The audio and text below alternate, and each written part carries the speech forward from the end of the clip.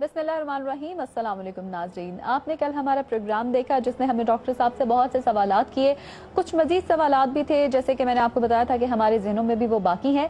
आज डॉक्टर साहब से उनका भी जवाब लेंगे। अस्सलाम वालेकुम डॉक्टर साहब। अच्छा डॉक्टर साहब, दज्जाल के बारे में जो एक कॉन्सेप्ट है कि उसकी एक आंख होगी और यानी इस तरह का कुछ है कि एक आंख वाला ही होगा वो आदमी है, क्या है उसका? ये बहुत एक मेरे ख्याल से वसी टॉपिक है। उसको लोगों ने वो काना दज्जाल कहते हैं, बड़ा एक सहल सा एक कहानियों में एक नाम बना दिया, एक पूरा कॉन्सेप्ट है। और लेकिन वो क्या है, मेरे ख्याल से वो उसके ऊपर एक बड़ी एक सैर हासिल मैं गुफ्तगू करूंगा आने वाले प्रोग्राम्स में। लोग कहते हैं एक निज़ाम है, कोई शख्स है, कोई एक आदमी होगा, एक पूरे सिस्टम के साथ आएगा, लेकिन उस पर तफसीलन बहस होगी। अच्छा, और असर हाजिर के हवाले से जैसे मैंने बात की ना, क्योंकि हम गालिबन आखिरुज़्ज़मा या एंड ऑफ टाइम के आखिरुज़्ज़मा से मुराद ज़माने का जो आखिर ज़ाहिर है जो वो दौर होगा, हम आखिरुज़्ज़मा के कहीं दरमियान में हैं इस वक्त। यानी एक तो वो शुरू की निशानियां हैं, क़यामत की शुरू की निशानियां। मिसाल के तौर पे अगर मैं आपको ये बताऊं तो शायद ये बात मैं पहले भी कह चुका हूँ, लेकिन मैं दोबारा आपको बताऊं, आज प्रोग्राम में भी जिक्र होगा।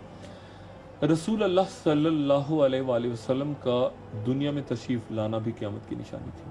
अच्छा, क्योंकि आखिरी नबी जब आखिरी नबी को भेजा गया और नबूवत ख़त्म हुई तो वो भी क़यामत की एक इब्तिदाई निशानी थी कि अब मामलात इस कायनात के, इस दुनिया के उस जानिब जा रहे हैं जहाँ पे ये वाइंड अप हो रहा है सारा सिलसिला।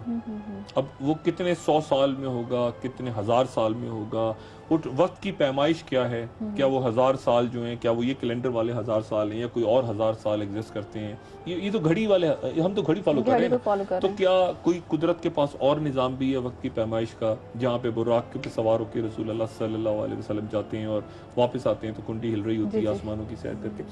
तो बात सारी है कि ये कितनी अजीब सी बात है कि आपकी दुनिया में, आप सल्लल्लाहु अलैहि वसल्लम की दुनिया में आमद ही क़यामत की एक निशानी थी।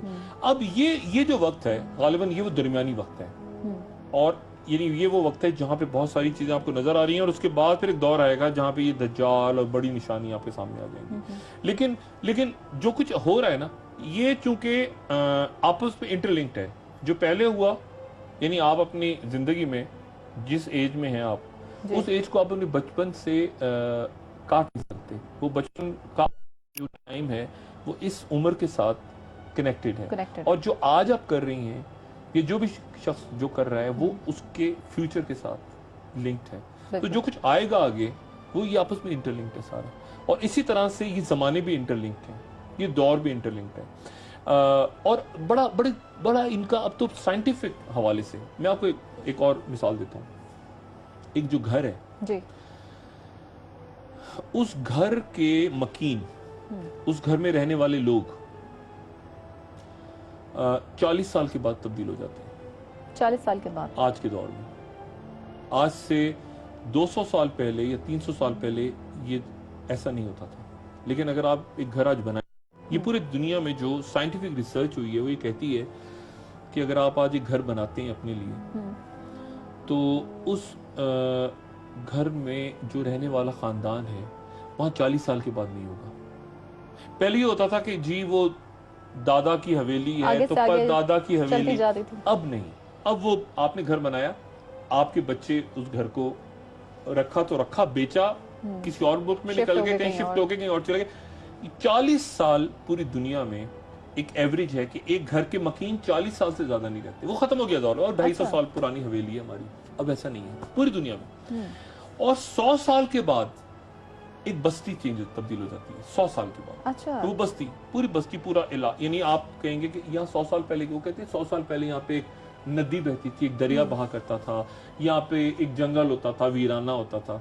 यानी आप इस्लामाबाद में आके पूछें कि 100 साल पहले क्या था यहाँ पे, तो आपको कुछ और नक्शा होगा। आपको कोई शख्स नहीं मिलेगा जो आपको बताए कि यहाँ इस्लामाबाद में 100 साल पहले क्या था। आप और 500 साल के बाद जमीन अपना नक्शा बदलती है। बिल्कुल 500 साल जमीन, यानी मैं मुल्क नहीं कह रहा, जमीन। यानी जहाँ दरिया था वहां पे पता चलेगा कि वहां पे लोग बता रहे होंगे कि यहाँ दरिया गुजरता और वहां पे खुशकी, वो निशान रह गए। तो ये कहते थे ये पहाड़ कट गया यार, यहाँ पहले आपको पता है पहाड़ नहीं होता था। ये 500 साल बाद जमीन चेंज होती है। आज से 100 साल पहले का नक्शा आप उठा लें, पाकिस्तान का है,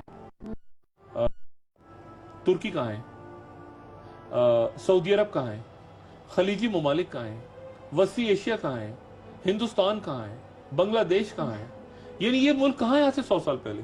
جی مجھے بتائیں دنیا آج سے 500 سال پہلے آپ دنیا اٹھائیں, آج سے 600 سال پہلے کا نقشہ اٹھا لیں, آپ کو امریکہ کہاں ہے,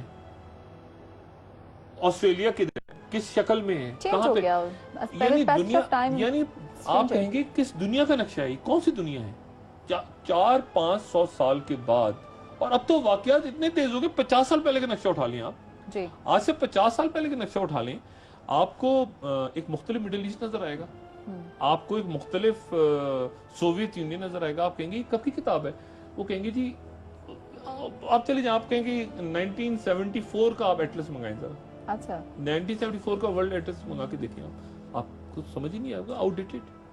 تو یعنی دنیا تبدیل ہو رہی ہے, وقت تبدیل ہو رہا ہے, نقشے تبدیل ہو رہے ہیں. اب ان حالات میں یہ جو دجال کا کانسیپٹ ہے جو آپ نے بات کی, آج سے چند 100 سال پہلے یا میرے خیال سے چند دہائیاں پہلے تک, یا شاید آج بھی, وہ لوگ سنا رہے ہوتے ہیں کہ جی ایک کانا دجال ایک گھوڑے پہ بیٹھ کے آئے گا, اڑ رہا ہوگا, بہت ظالم ہوگا, اور کچھ.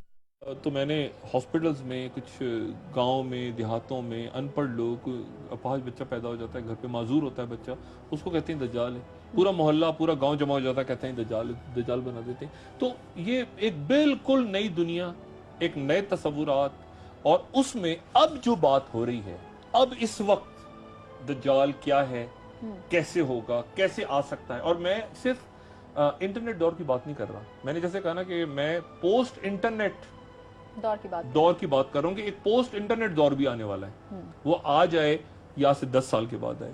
پوسٹ انٹرنیٹ دور میں کیسے کمیونیکیشن ہو رہی ہوگی, لوگ, آپ مجھے دیکھیں نا کہ آج آپ کے ساتھ آپ کا آفس, پورا آفس چل رہا ہوتا ہے آپ کے ساتھ, آپ کا ٹیلی فون جو ہے آپ کا پورا آفس ہے.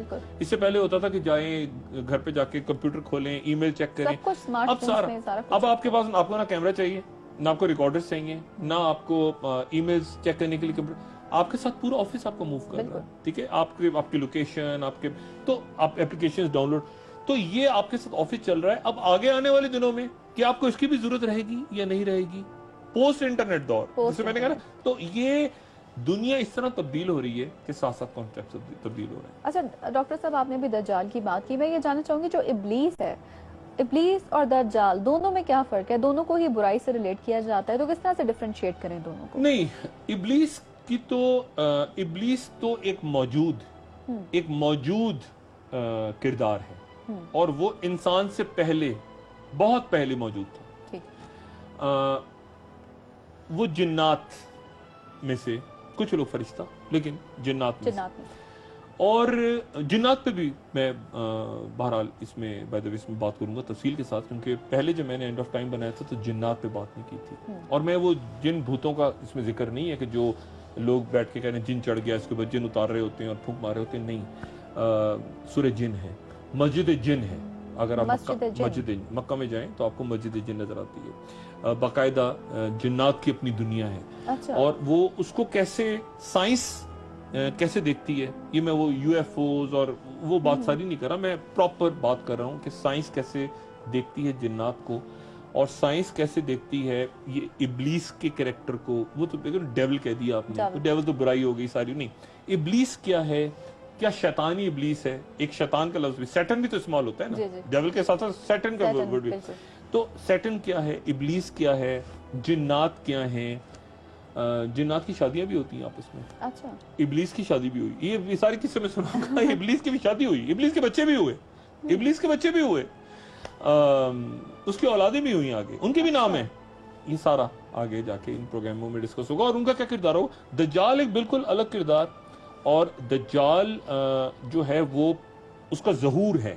اب وہ کیا پیدا ہو گیا ہے, یا پیدا اس نے ہونا ہے, یا کب سے ہے, کہاں ہے, کہیں قید ہے کسی جگہ, کسی جزیرے میں ہے. یہ بھی روایات ہیں کہ گئے چند صحابہ اور انہوں نے جا کے دیکھا ایک جزیرے میں ایک شخص کو بندے. وہ سارا ذکر آئے گا کہ کیا دجال آلریڈی موجود ہے, اس کو رکھا ہوا ہے کسی جگہ, کیونکہ پیدائش نہیں ہے, دجال کا ظہور ہے. بڑی تو میرا خیال سے پروگرام کا انتظار کریں, وہ چند ایپیسوڈز گزر جائیں اینڈ آف ٹائم کی, پھر تفصیل اس میں بحث ہوگی دجال کے کریکٹر پہ, ابلیس پہ بھی اور جنات پہ بھی. جی ڈاکٹر صاحب, باتوں کے سلسلے کو یہیں سے آگے بڑھائیں گے, ایک چھوٹی سی بریک کی طرف بڑھتے ہیں, اس کے بعد واپس آتے ہیں.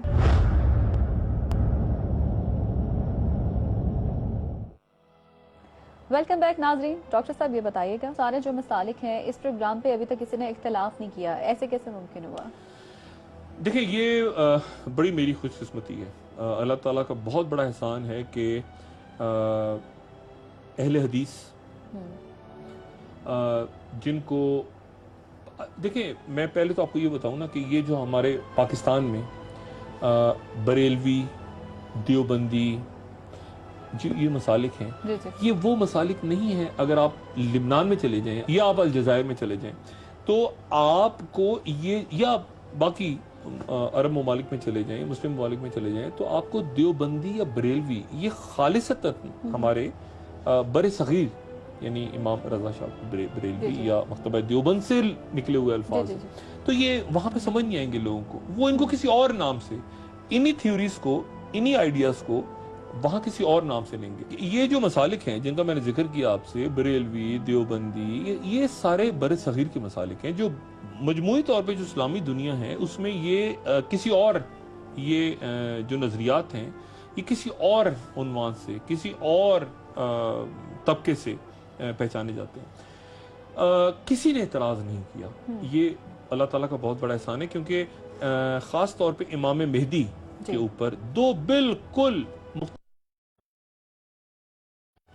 جو اہل سنت والجماعت ہیں ان کے نزدیک حضرت امام مہدی پیدا ہوں گے. اہل تشیع کے نزدیک امام مہدی موجود ہیں, ٹھیک ہے, اور امام غائب ہیں, اور انہوں نے ایک خاص وقت میں ظاہر ہونا ہے. لیکن اس کے بعد بہت ساری چیزیں مل جاتی ہیں. یعنی اگر آپ دیکھیں کہ پیدا ہونا ہے یا پیدا ہو چکے ہیں اور غائب ہیں, بہت ساری چیزیں مل جاتی ہیں. تو اس میں میری یہ کوشش رہی ہے کہ تمام مسالک کا پوائنٹ آف ویو ڈسکس کروں. مطلب میں ساتھ ساتھ یہ بتاتا چاہوں کہ امام شافعی نے یہ کہا, امام مہدی کے بارے میں جو جید علماء ہیں, اہل تشیع علماء, اچھا ان میں بھی اختلاف ہے, جو اہل تشیع علماء ہیں ان میں بھی امام غائب, ہاں امام غائب کے اوپر اختلاف ہے. لیکن مختلف اختلاف ان کے بھی میں بتاؤں کہ ایک نقطہ نظر یہ ہے امام غائب کے بارے میں, دوسرا یہ ہے اسی طرح سے اہل سنت والجماعت کے مختلف جو لوگ ہیں وہ یہ کہہ رہے ہیں, اہل حدیث یہ کہہ رہے ہیں. دیکھیں نا, ایسے بھی تو ہمارے ہاں مسالک موجود ہیں جو حدیث کو نہیں مانتے, جو اگر حدیث کو منکر حدیث ہیں تو پھر خاص جگہ کٹ آف ہو جاتا ہے, کیونکہ زیادہ تر باتیں تو حدیث میں آئی ہیں یا بیان ہوئی ہیں بعد میں, روایتیں ہیں, چاہے وہ اہل تشیع کے حوالے سے ہوں یا وہ اہل سنت والجماعت کے حوالے سے بعد. لیکن اگر آپ مانتے ہی نہیں اور آپ نے وہیں پہ کہہ دیا کہ ہم صرف قرآن کے بعد ہم کسی بات کو نہیں مانتے, تو پھر وہ بات تھوڑا سا مسئلہ ہو جاتا ہے آگے بتانا. لیکن ان کے پوائنٹ آف ویو کو بھی سامنے رکھا, کیونکہ اس پہ تو سب ایگری کرتے ہیں نا کہ قیامت نے آنا ہے, مطلب قیامت, سورہ قیامت تو موجود ہے, تو قیامت کا جب ذکر ہو گیا تو ایگری تو سارے کر گئے, لیکن اس سے پہلے کی علامتوں پہ پھر ڈفرینس آنا شروع ہوتا ہے. یہ اللہ کا بڑا شکر ہے کہ ایک تو کسی کو کبھی اختلاف اس پہ نہیں ہوا, کوئی فتنہ نہیں پیدا ہوا, انشاءاللہ ہوگا بھی نہیں. تمام مسالک سے میں رجوع بھی کرتا ہوں خاموشی کے ساتھ. ان کی کتابیں پڑھنے کے بعد اگر مجھے کہیں ابہام ہوتا ہے تو میں علماء سے, بہت سے, اچھا علماء کو میں الگ پھر کرتا ہوں, بہت سی ہماری شخصیات جو ٹی وی چینلز پہ آتے ہیں ان میں علماء بھی ہوتے ہیں, لیکن ان میں کچھ ایسے لوگ بھی ہوتے ہیں جو ظاہر ہے کہ بات کرتے ہیں مذہب کی لیکن ان کے پاس علم نہیں ہوتا. میں ایک طالب علم ہوں, میں علماء سے رابطہ کرتا ہوں اور میں ان سے پوچھتا ہوں کہ میں نے یہ کتاب پڑھی, اہل تشیع ہوں چاہے وہ, اور ایسا بھی ہوا اس خاص طور پہ اس پروگرام کو بناتے ہوئے میں یہ بتاتا چلوں کہ میں نے لبنان بھی, میں نے مصر بھی بات کی. یعنی میں نے صرف اس کو محدود نہیں رکھا کہ میں صرف پاکستان یا ہندوستان یا اس خطے کے لوگوں سے پوچھوں, میں نے ایران بھی لوگوں سے بات کی, میں نے سعودی عرب میں لوگوں سے بات کی, میں نے عراق میں لوگوں سے بات کی, مطلب لوگوں سے بات کی, اور میں نے کوشش یہ کی ایک مرحلہ تو ایسا آیا کہ میں نے چائنا میں بھی بات کی لوگوں سے, کیونکہ وہ یاجوج ماجوج کا جب ذکر آتا ہے تو وہ تو چائنا سے آ رہے ہیں اور منگول ہوں گے, چپٹی ناکے ہوں گی اور ترکی اور یہ وہ ساری تھیوری. تو بات یہ ہے کہ کوشش یہ ہے کہ اس میں یہ ایک ایسا ایک لٹریچر سامنے آ جائے, سوشل میڈیا پر بھی آ جائے, جب تک سوشل میڈیا رہے گا کسی نہ کسی انداز میں آگے چلتا رہے گا, یہ کتابوں کی شکل میں بھی آ جائے, یہ ٹی وی پر بھی آ جائے, اس کو جتنا لوگ زیادہ دیکھ سکیں اس کو دیکھیں, سوالات لوگوں کے ذہنوں میں آئیں گے اور آنے چاہیے, اور ساتھ ساتھ سوالات کے جواب بھی میں دوں, یہ بھی میری خواہش ہوگی. یہ نہیں کہ بس بات کر کے میں نکل گیا آگے اور لوگ سن کے چپ ہو گئے. پہلے ایسا ہوا کہ میں نے لوگوں سے کہا کہ آپ سوالات بھیجیں, لوگوں نے بہت بڑی تعداد میں سوالات بھیجے, میں جواب نہیں دے پایا. اس بار انشاءاللہ کوشش یہ ہوگی کہ سوالات کا جواب بھی ان کو دوں.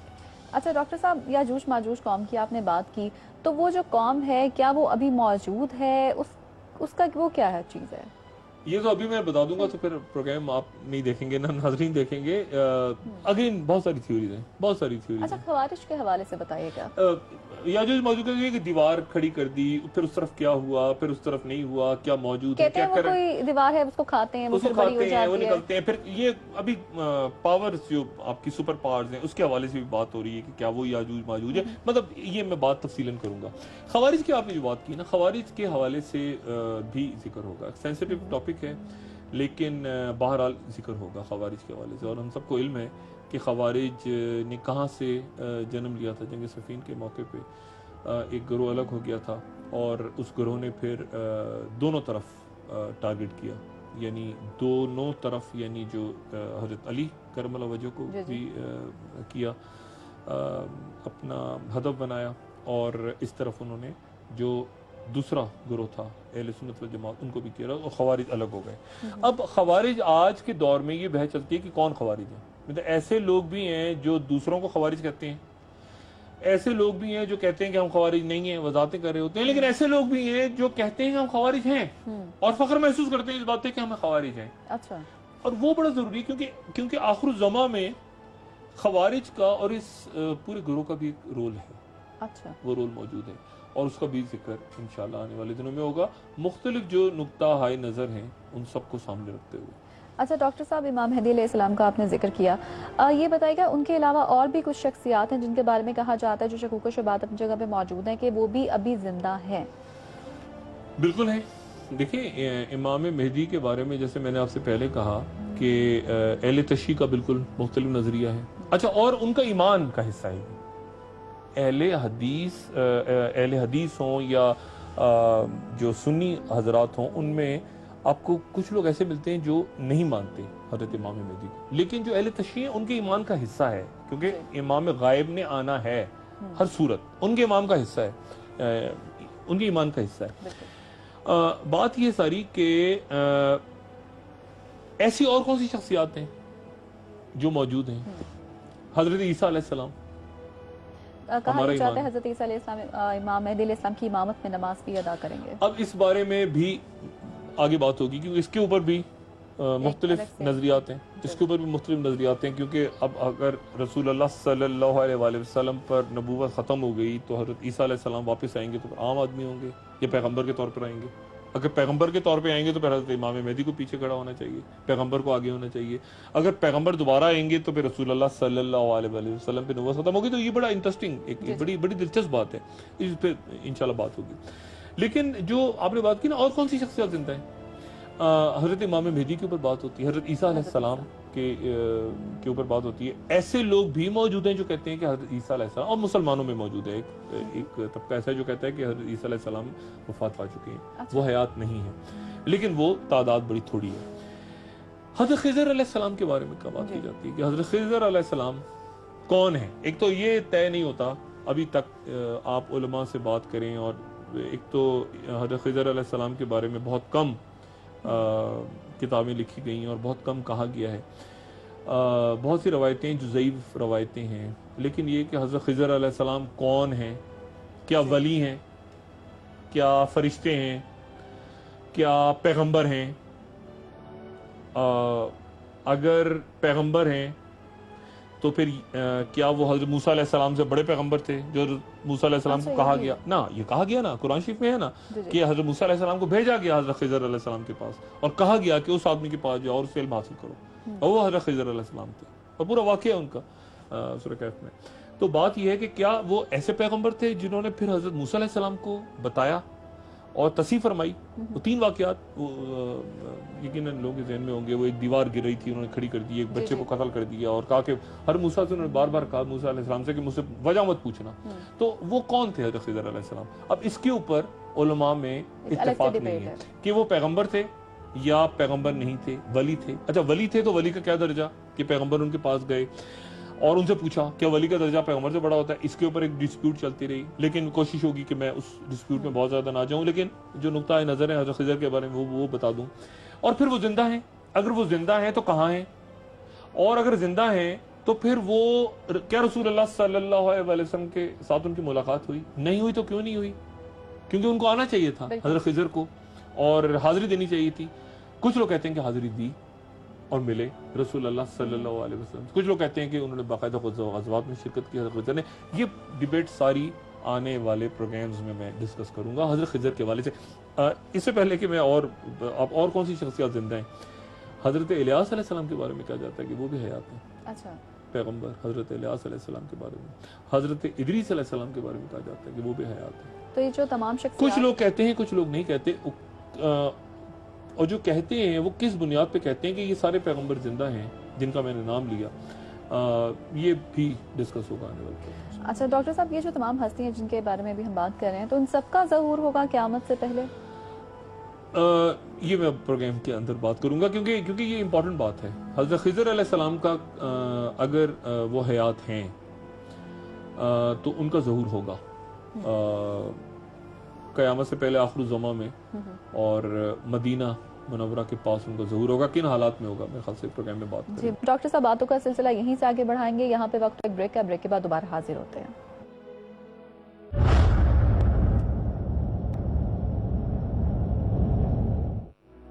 خوش آمدید ناظرین۔ ڈاکٹر صاحب بات وہیں سے آگے بڑھاتے ہیں، قبر کا تصور، قبر کے حوالے سے کچھ بتائے گا کہ آپ نے اس کے بارے میں بھی اپنے جو پروگرام ہے اینڈ آف ٹائم اس کے بارے میں بھی بات کی ہے؟ یہ مس ہو گیا تھا، جو چیزیں مس ہوئی تھیں پچھلی ایپیسوڈز میں، اس میں قبر کا تصور بھی تھا اور پھر روح کا تصور بھی تھا، اور قبر کا تصور بھی تھا کہ جب روح نکلتی ہے تو کیا ہوتا ہے، اور پھر آپ قبر کے جانے سے پہلے موت بھی ڈسکس نہیں ہوئی پراپرلی کہ موت سے کیا، آپ موت کو کیسے ڈیفائن کرتے ہیں۔ عالم برزخ بھی رہ گئی، میں دیکھیں نا موت کو کیسے ڈیفائن کرتے ہیں آپ موت کی ڈیفینیشن کے اوپر سائنس کے اندر بھی کنفیوژن ہے آج تک۔ اب کہیں جا کے بڑی مشکل سے کنسنسس ہوا ہے کہ موت کیا ہے، ابھی تک یہ طے نہیں ہو رہا تھا کہ موت کیا ہے۔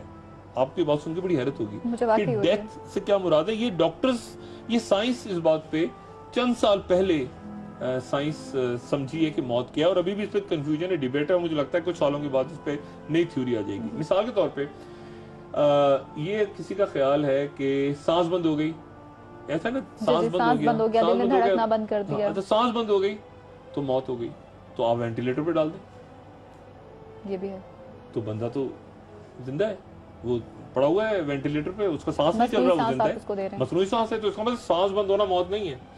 اچھا پھر آپ کہیں گے کہ دل کی دھڑکن بند ہو گئی، تو آپ اس کو وہ کریں، پمپ کریں دوبارہ اس کو، تو اس کے بعد کہ آپ نے مردے کو زندہ کر دیا اگر ہارٹ بیٹ دوبارہ آ گئی تو ایسا تو نہیں ہے۔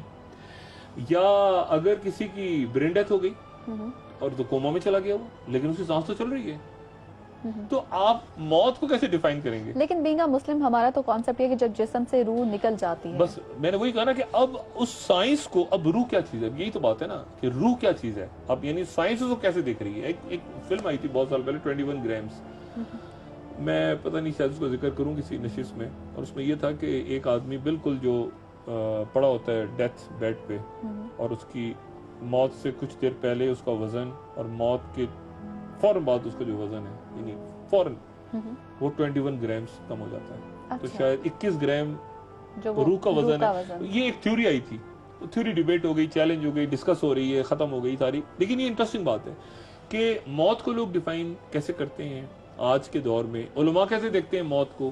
لیکن ایک تو وہ بات ہے کہ موت ایک تکلیف دہ امر ہے، اور موت کا فرشتہ جب آتا ہے اور کس طرح سے وہ سانس کھینچتا ہے، روح کھینچتا ہے. لیکن سائنس جو کچھ کہتی ہے وہ بھی اپنی جگہ ہمیں دیکھنا بڑا ضروری ہے. تو موت کے اوپر ایک ڈیٹیل ڈسکشن ہوگا کہ پہلے تو کہ موت کیا ہے، قبر کیا ہے. کیا قبر وہ ہے جس میں ہم دفنا کے آتے ہیں اور جس میں ہمیں پتا ہے کہ 4 گھنٹوں کے بعد ہی ہو جائے گا. پہلے تو لاش کے اتنے اگر ہم رکھیں گے اس کو خاص ٹیمپریچر میں نہیں رکھیں گے تو یہ باڈی چینجز آ جائیں گے، اس کے بعد یہ آ جائیں گے، گرمی ہوگی تو یہ ہوگا، اتنی دیر کے بعد اس کا پیٹ پھٹ جائے گا، یہ ہو جائے گا. ایگزیکٹلی قبر میں کیا ہوگا یہ ہو سارا. لیکن اس سے ہٹ کے جو اسلام کا تصور ہے وہ بالکل ڈفرینٹ ہے.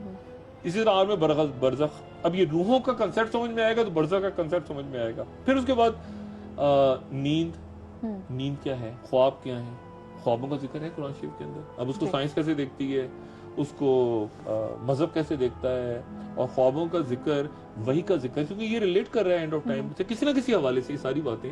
کیونکہ جب آپ بات کرتے ہیں امام غائب کی یا بات کرتے ہیں ان ساری علامات کی جو آخری علامات، بڑی علامات کے طور پہ ظاہر ہوں گی، تو یہ ساری باتیں بڑی امپورٹنٹ ہو جاتی ہیں کہ اندازہ کیسے پہچانا کسی شخص نے کہ یہ جو یہاں سامنے میرے کھڑے ہیں یہ حضرت امام مہدی ہیں. کیسے پہچانا، کیسے پہچانا؟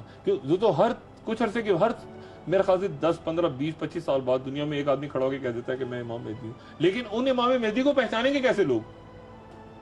کیونکہ اس سے پہلے جتنے امام گزرے، امام آئے، زیادہ تر امام جو ہیں ان کو لوگوں نے تسلیم نہیں کیا. اگر آپ دیکھیں کئی شہید ہو گئے، کئی جو ہیں ان کو اذیتیں دی گئیں. تو وہ 12 امام اور جو اگر آپ اہل سنت و جماعت کی طرف چلے جائیں تو ان کے ساتھ بھی بادشاہوں نے کوئی اچھا نہیں کیا. جن کو ہم دوسرے انداز میں امام ابو حنیفہ ہوں یا باقی لوگ ہوں، تو انہوں نے بھی ایک طرح سے جو حق کی آواز بلند کی. حالانکہ یہ امامت الگ ہے. میں جو امام بات کر رہا ہوں وہ بالکل ڈیفرنٹ بات کر رہا ہوں. تو ان کو نہیں مانا تو ان کو کیا مانیں گے، کیسے مانیں گے، کیوں مانیں گے، کیوں سارے کے سارے ان کے پیچھے کھڑے ہو جائیں گے؟ یہ کیسے ممکن ہوگا؟ کیا وحی آئے گی لوگوں پہ؟ کیا ان کو خواب آئیں گے؟ کیا علامات ہوں گی؟ تو میرا خیال ہے یہ وہ ساری باتیں ہیں جنہیں سمجھنا ضروری ہے. اور پھر اس میں نیند کا کانسیپٹ کیا ہے، خواب کا کیا کانسیپٹ ہے، قبر، عالم برزخ، روحیں، پھر آخر میں یہ جو بات ہے نا مردے زندہ ہو جائیں گے تو پھر مردے زندہ کھڑے ہوں گے، قبروں سے اٹھائے جائیں گے. جو مر چکے ہیں، جو روحیں ہیں، ان کا کیا ہوگا عالم ارواح میں؟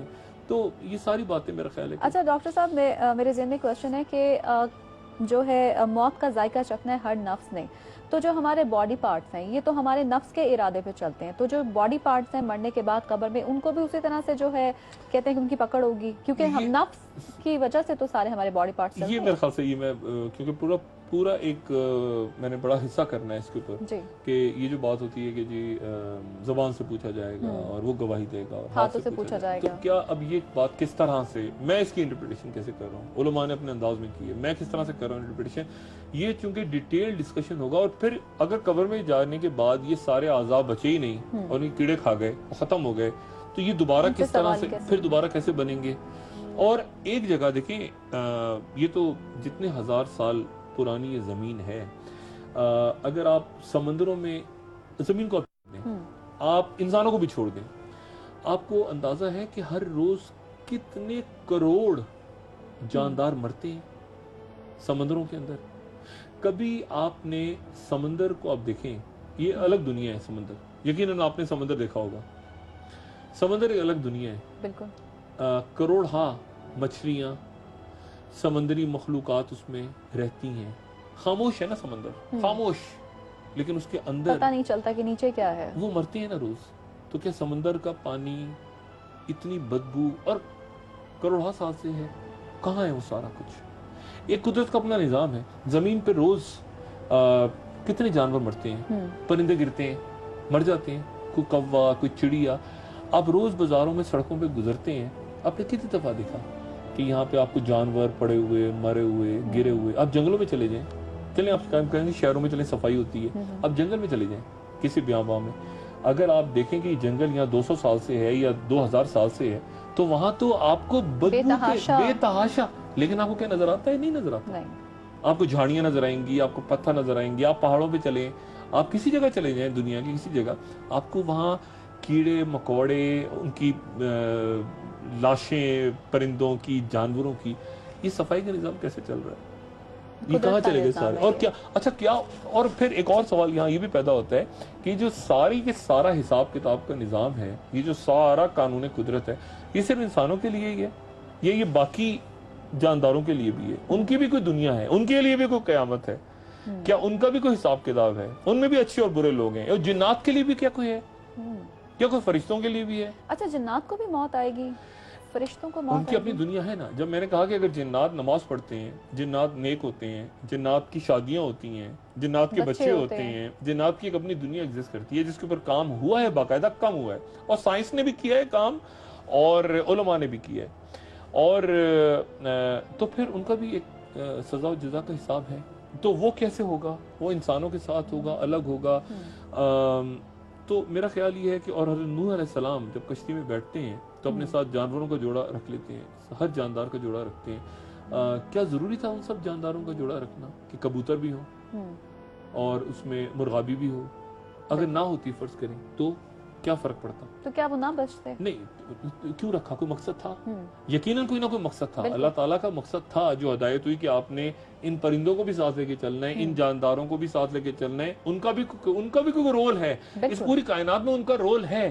ہر چیز کا کچھ نہ کچھ مقصد ہے. اب ان کا کیا مقصد ہے مجھے بتائیں نا. ایک کبوتر کا کیا مقصد ہوگا؟ ایک مرغابی کا کیا مقصد ہوگا؟ جی لیکن کوئی مقصد تھا، کسی وجہ سے وہ رہے، کسی وجہ سے وہ آگے چلے. تو میرا خیال ہے کہ جو لوگ دیکھیں گے یہ and of time the final call, سوال ان کے ذہنوں میں بہت سارے آئیں گے، اور اگر نہیں آئیں گے تو مجھے مایوسی ہوگی، اگر آئیں گے تو مجھے خوشی ہوگی کہ سوال آئے ان کے، اور میں کافی حد تک ان کا جواب دینے میں، اور جہاں جواب نہیں دے پاؤں گا یقیناً میں رابطہ کروں گا علماء سے، بڑے لوگوں سے جو دسترس رکھتے ہیں قرآن و حدیث پہ، بہت سمجھتے ہیں معاملات کو، اور پھر جوابات کے ساتھ. ڈاکٹر صاحب کل سے انشاءاللہ آپ کا یہ پروگرام شروع ہو رہا ہے، آپ اپنے دیکھنے والوں کو کیا میسج دینا چاہیں گے اس حوالے سے؟ میں جی میسج یہ دینا چاہوں گا کہ ایک تو سیاست پہ بات میں کرتا ہوں. ایک دنیا کی سیاست ہے، خارجہ امور ہیں، پالیسیز ہیں، بہت کچھ ہو رہا ہوتا ہے. بہت سی باتیں لوگوں کو اچھی لگتی ہیں، بہت سی باتیں لوگوں کو بری لگتی ہیں، اور بری لگنی بھی چاہیے، کیونکہ ایک آدمی جس کا کام ہی وہ جو ہوئی اگر نقاد تنقید ہی کر رہا ہو تو پھر یہ پاسبل نہیں ہے کہ اس کی ساری باتیں اچھی لگیں لوگوں کو. لیکن یہ جو اینڈ آف ٹائم ہے، میری گزارش یہ ہوگی کہ وہ لوگ تمسخر اڑانے والے لوگوں کو تو میں سائڈ پہ رکھ رہا ہوں، وہ تو ایسٹ ہے میرا.